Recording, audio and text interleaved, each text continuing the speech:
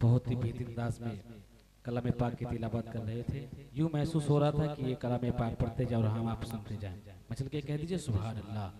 हज़रात मोहतरम जरा बेदारी का माहौल बनाए और आगे से पीछे जितने लोग भी बैठे हुए हैं जरा मचल के कह दीजिए या रसूल अल्लाह या हबीब अल्लाह। हज़रात मोहतरम फैज़ान भोला शहीद कॉन्फ्रेंस का आगाज बाज़ाब्ते तौर से हो चुका है और जो लोग अभी तक फैज़ान भोला शहीद कॉन्फ्रेंस में तशरीफ नहीं लाए हैं, अगर मेरी आवाज आप लोग सुन रहे हो तो बराए मेहरबानी आप लोग यहाँ पर आए और साबेदारेन हासिल। और जो लोग गेट पे रास्ता रोके हुए उनसे भी गुजारिश है कि आप लोग गेट पे से हट जाएं, कुर्सी पे जगह खाली है, आप लोग जाकर के वहाँ पर बैठ जाइए बहुत ही तेजी के साथ।